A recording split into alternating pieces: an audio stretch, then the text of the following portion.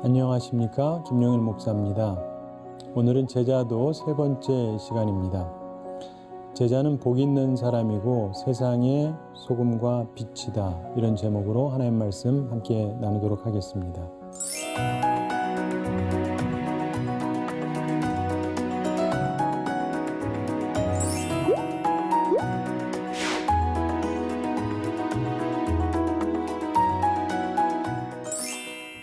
여러분에게 어떤 직장 혹은 사업의 기회가 주어졌다고 생각을 해보십시오.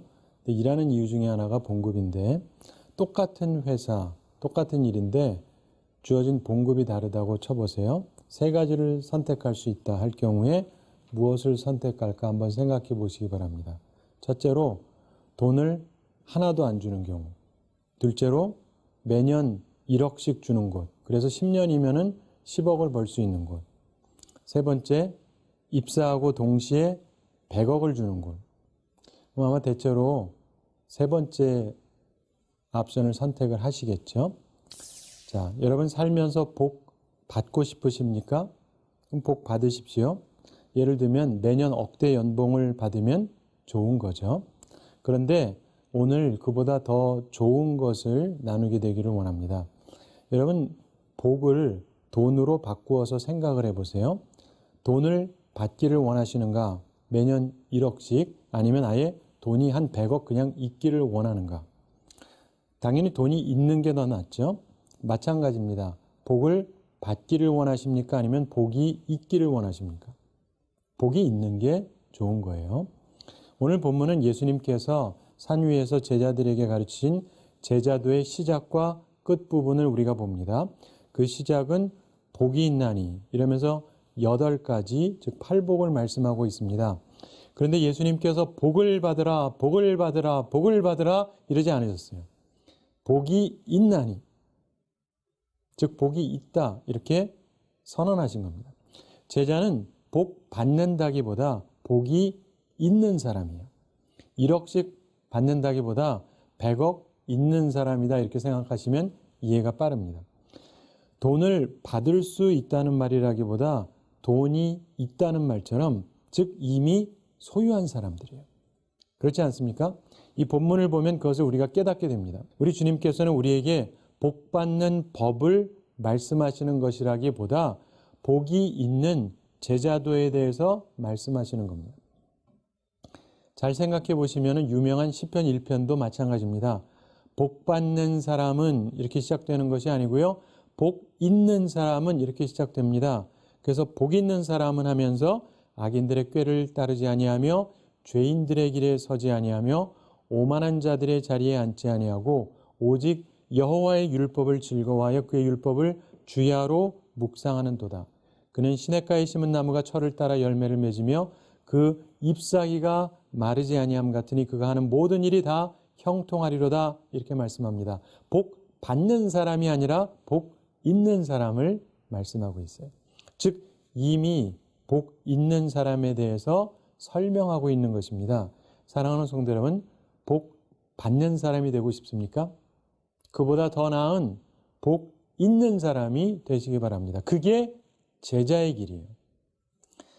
이것이 모든 족속, 모든 민족에게 전파되어야 할 복음, 좋은 소식인 것입니다. 복 받으라는 말보다 더 귀한 말, 제자가 되어서 복 있는 사람으로 살라, 이런 말씀이에요. 제자로 복 있게 사시기 바랍니다. 예수님의 가르침의 정수가 담긴 산상수훈 마태복음 5장부터 7장에 나오죠. 그 시작이 5장에서 복 있나니 이렇게 시작이 되고 마지막 7장 우리 본문에서 중요한 결론을 말씀하십니다. 마태복음 7장 12절에서 그러므로 무엇이든지 남에게 대접을 받고자 하는 대로 너희도 남을 대접하라. 이것이 율법이요 선지자니라, 이렇게 말씀합니다. 이것은 소위 황금률이라고 불리죠. 모든 법, 모든 원칙 중에 최고의 법, 황금률. 그래서 무엇이든지 남에게 대접을 받고자 하는 대로 너희도 남을 대접하라, 이렇게 말씀합니다. 받으려고만 하지 말고 대접하라, 이런 말씀이죠. 그러면서 좁은 문과 넓은 문에 대해서 말씀합니다. 본문 마태복음 7장 13절 14절에 보면 좁은 문으로 들어가라. 멸망으로 인도하는 문은 크고 그 길이 넓어 그리로 들어가는 자가 많고 생명으로 인도하는 문은 좁고 길이 협착하여 찾는 자가 적음이라. 이렇게 말씀합니다. 좁은 문으로 들어가라. 넓은 문으로 들어가는 사람은 많은데 결국은 멸망으로 인도하는 문이다. 이렇게 말씀합니다. 생명으로 인도하는 문은 좁고 길이 협착하다. 그러나 좁은 문으로 들어가라. 왜냐하면 그 길이 생명의 길이기 때문이다. 이렇게 주님께서 제자들에게 말씀하시는 거예요. 사랑하는 성도 여러분, 우리 앞에 좁은 문과 넓은 문이 있습니다. 어디로 들어갈 겁니까? 제자는요, 좁은 문으로 들어가야 합니다. 보통 신앙인은요, 넓은 문으로 많이 들어가요. 그들이 찾는 넓은 문에 세 가지 특징이 있습니다. 첫째, 넓은 문은요, 복이 없어요. 복을 원해요. 그런데 복이 없습니다. 천국이 없어요. 위로도 없습니다. 미래도 없어요. 만족도 없어요. 긍휼히 여기는 자도 없습니다. 하나님을 모르고 보지도 못해요. 이 사람들은 트러블 메이커로서 불화를 만듭니다. 천국에서 받을 상도 없어요. 다시 말해서 복은 원해요. 복은 절실히 원하는데 복이 없는 삶을 살아갑니다. 이게 많은 넓은 문으로 가는 사람들의 특징이에요. 두 번째, 이들은 이익만을 추구합니다. 그래서 결국 버림을 받아요. 사람들에게 짓밟힙니다. 비참하게 돼요. 결국 악하게 삽니다. 그래서 항상 어두움에 거해요. 이익을 추구해요. 그런데 원하는 대로 이익은 없고 무익하기 때문에 결국 버림받는 삶을 삽니다. 많은 사람들이 그렇게 삽니다. 셋째로 이런 사람들은 거칠에만 해요. 껍데기만 있어요. 표면적으로 사람을 죽이거나 표면적으로 간음을 하거나 이러지는 않아요. 표면적으로 나쁜 일은 그래도 피합니다. 그러나 속은 골맞어요. 속은 썩었어요. 표면적으로는 남을 돕는 구제도 해요. 기도도 해요. 금식도 합니다. 그래서 사람들이 믿음 좋다고 칭찬을 하기도 해줘요. 그런데 진짜 실속은 하나도 없습니다. 하나님께서 그 사람을 귀하게 여겨서 뭔가 도와주시는 게 하나도 없어요. 하나님의 일은요, 항상 자기 일 다음이거든요. 이런 사람들한테는. 그래서 하나님께서도 이런 사람에게 특별하게 주실 상, 은총 이런 걸 주질 않습니다. 그래서 이들은 그게 뭔지도 모르고 한번 누려보지도 못하는 것입니다. 이런 사람들은 남에 대해서 굉장히 비판적이에요. 그래서 비판적이니까 사람을 잘 보는 것 같은데 실상은 사람을 잘못 봐서 꼭 옆에 중요한 사람으로 안 좋은 사람을 둡니다. 그래서 인생을 후회하면서 살아가죠. 나랑 관련된 중요한 자리에 사람을 잘못 선택해서 둬요. 그래서 인생이 피곤합니다. 사랑하는 성도 여러분, 이것이 대체로 넓은 문으로 가는 사람들의 특징입니다. 그렇게 살지 마세요. 정말 인생이 피곤해지는 겁니다. 복은 원하는데 복이 없는 삶. 이익은 추구하는데 버림받고 짓밟히고 겉만 번지르르 하고 표면적으로 큰 잘못한 것도 없고 믿음도 괜찮은 것 같은데 사실은 속은 항상 분노와 탐욕으로 가득하고 하나님께서 도와주시는 법이 없이 그냥 버림받는 삶을 살고 아는 척하고 비판적인데 실상은 나 스스로 내 옆에 있는 사람도 제대로 둘 줄 몰라서 스스로를 피곤하게 만드는 삶. 그러면서도 이런 어리석은 방식을 가르치는 잘못된 앞선 사람을 그냥 따라가는 삶. 이런 무익하고 비참하고 실속 없는 삶. 이제 버리시기 바랍니다. 대부분의 사람들이 선택하는 이 멸망으로 가는 길, 그 길을 떠나세요. 그리고 이제 진짜 괜찮은 예수님의 제자의 삶을 추구하시기 바랍니다. 좁은 문으로 들어가세요. 생명으로 인도하는 길이기 때문입니다. 제자는 좁은 문으로 들어가야 됩니다. 이 좁은 문으로 들어가는 제자에게 세 가지 특징이 있습니다. 우리가 가져야 되죠. 첫째, 복 있는 삶이에요. 제자는요, 복 있는 사람입니다. 오늘 본문 마태복음 5장 1절을 보면 예수께서 무리를 보시고 산에 올라가 앉으시니 제자들이 나온지라. 2절에서 입을 열어 가르쳐 이르시되 이렇게 말씀하죠. 당시에 앉아서 가르치는 것은 당시 제자들에게 스승이 정식으로 가르칠 때 하던 관습이었습니다.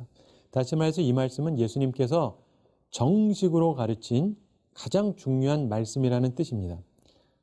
그러면서 제자의 복을 말씀해요. 제자의 복은 무엇입니까? 첫째 3절에서 심령이 가난한 자는 복이 있나니 천국이 그들의 것이미요 라고 말씀합니다.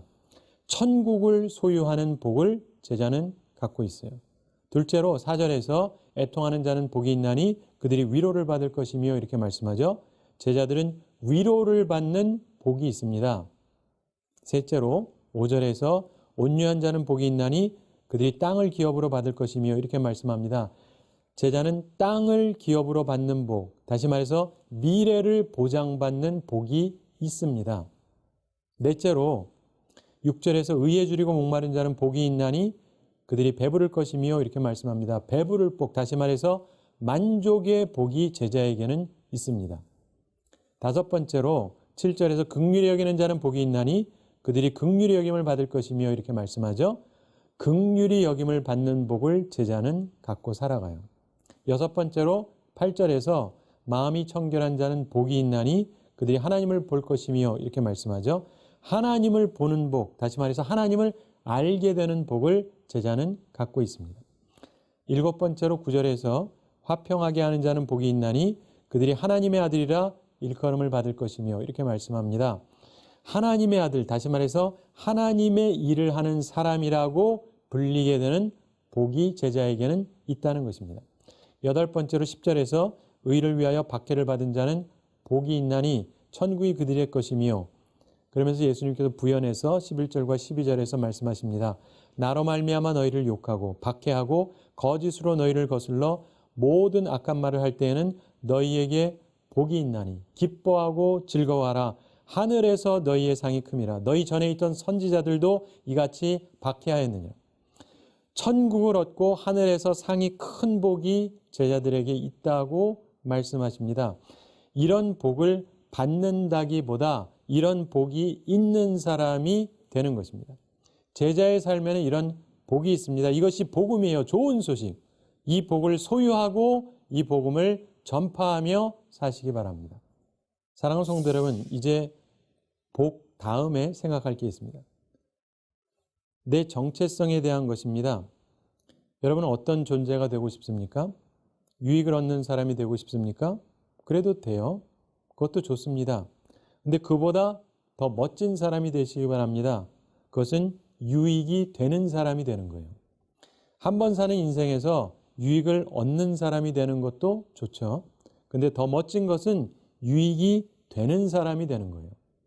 예수님께서는 우리가 주님을 통해서 복을 얻는 것이라기보다 복 있는 사람이 되기를 원하시고 그렇기 때문에 복을 이미 소유하고 있기 때문에 유익을 얻으려는 사람이라기보다 유익이 되는, 유익을 주는 사람이 되라고 말씀하시는 것입니다. 예수님께서 그것을 세상의 소금, 세상의 빛 이렇게 표현하고 계시는 것입니다. 이것이 좁은 문으로 들어가는 제자의 두 번째 특징입니다. 세상의 소금과 빛, 즉 유익한 사람이 된다는 것입니다. 본문 마태복음 5장 13절에서 너희는 세상의 소금이니 소금이 만일 그 맛을 잃으면 무엇으로 짜게 하리요 후에는 아무 쓸데없어 다만 밖에 버려져 사람에게 밟힐 뿐이니라 이렇게 말씀합니다. 여러분, 소금에는 여러 가지 좋은 기능이 있습니다. 부패를 방지하기도 합니다. 그런데 가장 핵심적으로 소금은 맛을 냅니다. 맛을 내지 못하면 무가치하죠. 그러니까 버려지는 거예요. 버려지는 이유는 가치를 상실했기 때문에 그렇습니다. 우리는 세상에 유익이 되는 사람이 되어야 합니다. 14절에서 말씀합니다. 너희는 세상의 빛이라. 산 위에 있는 동네가 숨겨지지 못할 것이요. 그러면서 15절에서 말씀합니다. 사람이 등불을 켜서 말 아래 두지 아니하고 등경 위에 두나니 이러므로 집안 모든 사람에게 비치느니라. 자, 여러분, 소금은요 소극적인 활동을 뜻해요. 눈에 잘 띄지 않아요. 그러나 맛을 내죠. 빛은 적극적인 활동을 얘기하는 겁니다. 눈에 띄는 행동. 16절에서 말씀해요. 이같이 너희 빛이 사람 앞에 비치게 하여 그들로 너희 착한 행실을 보고 하늘에 계신 너희 아버지께 영광을 돌리게 하라. 제자는 세상에서 유익을 얻는 사람이라기보다 유익이 되는 사람입니다. 우리 제자는 이미 복 있는 사람입니다. 따라서 유익한 존재예요. 그러므로 더 이상 유익을 추구할 필요가 없습니다. 유익을 주는 존재, 유익을 나누는 존재로 살면 되는 거예요. 사랑하는 성도 여러분, 복 있는 사람으로서 맛을 내시기 바랍니다. 내가 없으면 안 되는 존재, 내가 있어야 맛이 나는 존재가 되시기 바랍니다. 내가 있어야 뭔가 명확해지는 존재, 내가 있어야 갈 길을 알게 되는 존재, 그런 존재가 되라는 말씀이에요. 내 존재, 내 자체, 이게 유익이 되는 그런 사람이 되라는 것입니다. 그게 제자의 특징입니다. 그렇게 할 때 하나님께 영광이 돌아가는 것이죠. 세상에 필요한 존재로 사시기 바랍니다. 좁은 문으로 들어가는 제자의 세 번째 특징이 있습니다. 그것은 말씀을 완전하게 하는 거예요. 말씀을 완전하게 하는 것. 말씀은 불완전한 것이 아닙니다. 제자는 말씀을 완전하게 해야 돼요.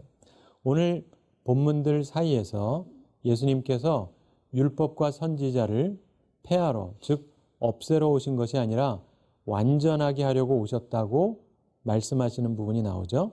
율법과 선지자의 가르침은 주로 표면적인 내용이 많습니다. 즉 걸리지 말라고 가르치는 내용이 많죠. 자, 그런데 우리가 이 말씀을 완전하게 하려면 몇 가지를 해야 돼요. 말씀을 완전하게 하려면 첫째로 내면 관리를 해야 됩니다. 예를 들어서 살인하지 말라고 말씀을 했죠. 살인하잖아요. 그리고 걸리면 심판을 받잖아요. 따라서 걸릴 일을 하지 말아야 되는 게 사실이에요. 또한 간음하지 말라고 말씀했습니다. 간음하면 그리고 걸리면 부끄러움을 당하잖아요. 처벌받을 수도 있고, 그래서 걸릴 일 하지 말라는 것입니다. 그리고 헛맹세, 거짓 증거 이런 것도 하지 말라고 말씀해요. 역시 이것도 잘못하고 걸리면 문제가 되잖아요. 그런데 예수님께서 율법과 선지자의 완성을 위해서 살인이나 간음이나 거짓 증거 이런 것 같은 것을 하지 말아야 되는데 단순히 걸리지 않는 것으로 족하지 않다라고 말씀을 하세요. 다시 말해서 내면 관리를 말씀하는 겁니다. 그래서 분노도요, 조절하셔야 돼요. 사랑이나 욕망도 선을 넘지 말아야 됩니다. 말도 지나침이 없게 해야 되고요. 악한 자, 원수하고 대적하는데도 그것으로 내 삶의 모든 에너지를 낭비하지 말아야 됩니다. 이 모든 것이 내적인 평정이 유지돼야 가능한 것입니다. 예수님께서는 예수님의 제자들에게 이것을 가르쳐 주시는 거예요. 그리고 모든 족속, 모든 민족에게 이것을 가르쳐서 지키게 하라고 말씀하십니다. 이렇게 모든 민족, 모든 족속이 표면 관리뿐만이 아니라 이렇게 내면적인 관리까지 되잖아요. 내면적인 조절이 되면 이 땅에 하나님의 나라가 이루어지는 것입니다. 사랑하는 성도 여러분, 표면 관리만 하지 마세요. 물론 표면 관리해야죠. 걸리면 안 될 일 하지 말아야죠. 그런데 더 나아가서 내면 관리를 우리가 하게 되기를 바랍니다. 그것이 율법과 선지자의 완성입니다. 철저한 내면 관리를 통해서 감정을 조절하고 평정을 유지해야 됩니다. 그것이 제자도입니다. 말씀을 완전하게 하기 위해서 우선 내면 관리를 해야 되고, 둘째로 참된 경건을 추구해야 됩니다. 여러분, 신앙생활을 어떻게 해야 됩니까? 멋진 외면, 사람의 칭찬, 그거냐? 아니면 참된 경건, 하나님의 상을 받는 것이냐? 자, 예수님께서 마태복음 6장에서 3대 선행에 대해서 말씀합니다. 구제, 기도, 금식. 이 세 가지는 우리 신앙인들에게 있어서 상을 받을 만큼 선하고 의로운 일입니다. 구제, 남을 돕는 것 선하고 아름다운 일이잖아요. 기도도 의롭고 좋은 일입니다. 금식도 마찬가지입니다. 그런데 예수님께서 마태복음 6장 1절에서 말씀하세요. 사람에게 보이려고 그들 앞에서 너희 의를 행하지 않도록 주의하라. 그리하지 아니하면 하늘에 계신 너희 아버지께 상을 받지 못하느니라. 예수님께서 6장 3절 4절에서 너는 구제할 때 오른손이 하는 것을 왼손이 모르게 하여 내 구제함을 은밀하게 하라. 은밀한 중에 보시는 너의 아버지께서 갚으시리라 이렇게 말씀하셨습니다. 신앙생활은요, 사람의 존경을 받으려고 하는 것이 아니고 하나님의 은혜를 입기 위해서 해야 하는 것입니다. 예수님께서 기도에 대해서도 말씀하시죠. 마태복음 6장 6절에서 너는 기도할 때 내 골방에 들어가 문을 닫고 은밀한 중에 계신 내 아버지께 기도하라. 은밀한 중에 보시는 내 아버지께서 갚으시리라 이렇게 말씀합니다. 또한 금식에 대해서도 말씀하시죠. 마태복음 6장 17절 18절에 너는 금식할 때 머리에 기름을 바르고 얼굴을 씻으라. 이는 금식하는 자로 사람에게 보이지 않고 오직 은밀한 중에 계신 내 아버지께 보이게 하려 함이라. 은밀한 중에 보시는 내 아버지께서 갚으시리라 이렇게 말씀합니다. 예수님께서는 멋진 외면, 사람의 칭찬을 추구하는 신앙생활이 아니라 참된 경건을 추구하라고 강조하십니다. 참된 경건은 하나님을 바라보면서 하는 신앙생활입니다. 제자는 그래야 돼요. 왜냐하면 상은 하나님께 받는 것이기 때문입니다. 하나님께서 주시는 상을 받으려면 은밀하게 해야 됩니다. 즉 자랑하려고 하면 안 됩니다. 하나님을 바라보고 구제하세요. 하나님께만 기도하세요. 그리고 하나님 앞에서 금식하시기 바랍니다. 말씀을 완전하게 하기 위해서 우선 내면 관리를 해야 되고, 둘째로 참된 경건을 추구하되, 셋째로 하나님 제일주의로 살아가야 돼요. 신본주의자, 하나님 중심의 사람이 되어야 됩니다. 수수를 위해서 보물을 땅에 쌓아두지 말라고 예수님이 말씀하시죠. 마태복음 6장 20절에서 오직 너희를 위하여 보물을 하늘에 쌓아두라. 거기는 좀이나 동록이 해하지 못하며 도둑이 구멍을 뚫지도 못하고 도둑질도 못하느니라 이렇게 말씀하십니다. 천국을 생각하고 하늘의 보물을 쌓으라는 말씀입니다. 마태복음 6장 24절에서 한 사람이 두 주인을 섬기지 못할 것이니 혹 이를 미워하고 저를 사랑하거나 혹 이를 중히 여기고 저를 경히 여깁니다. 너희가 하나님과 재물을 겸하여 섬기지 못하느니라 이렇게 말씀합니다. 재물이 아니라 하나님을 사랑하라고 말씀하세요. 그래야 제자이기 때문에 그렇습니다. 마태복음 6장 33절에서 주님이 말씀하죠. 그런즉 너희는 먼저 그의 나라와 그의 의를 구하라. 그리하면 이 모든 것을 너희에게 더하시리라. 하나님 제일주의로 살라는 거예요. 하나님 제일주의로. 그게 제자의 삶입니다. 자, 말씀을 완전하게 하기 위해서 네 번째로 할 것이 있습니다. 지혜롭게 살아야 되는 거예요. 마태복음 7장에서 예수님이 말씀하죠. 분별력을 가지고 살라는 말씀입니다. 마태복음 7장 1절에서 비판을 받지 아니하려거든 비판하지 말라 이렇게 말씀합니다. 왜냐? 내가 비판하는 그 비판으로 내가 비판을 받을 것이고 내가 헤아리는 그 헤아림으로 나도 헤아림을 받을 것이기 때문에 그렇습니다. 따라서 지혜로우라는 거예요. 함부로 비판하지 말라는 겁니다. 또한 개나 돼지에게 거룩한 것을 주지 말라고 말씀하세요. 왜요? 개나 돼지한테는 거룩한 걸 주면 고마워하지 않습니다. 오히려 공격받아요. 그래서 지혜롭게 살라는 것입니다. 아무한테나 좋은 것 준다고 다 고마워하는 게 아닙니다. 분별력을 가지고 사셔야 돼요. 또한 기도하고 찾고 두드리셔야 됩니다. 마태복음 7장 7절 8절에서 말씀하죠.